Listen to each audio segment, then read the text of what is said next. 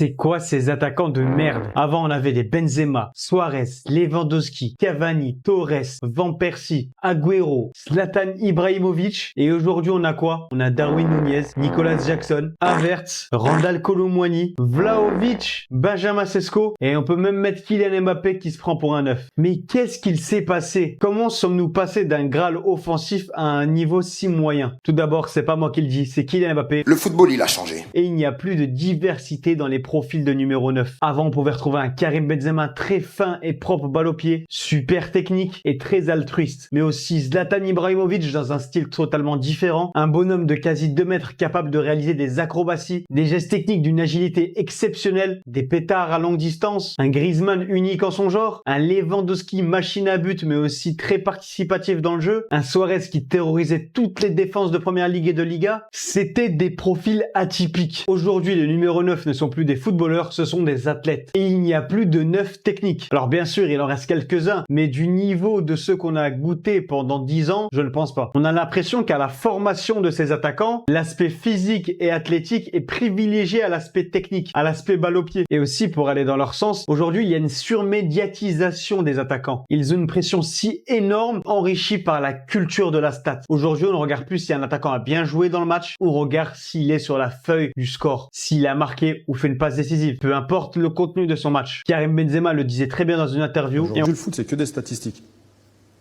Statistiques, tu marques des buts, t'es le meilleur.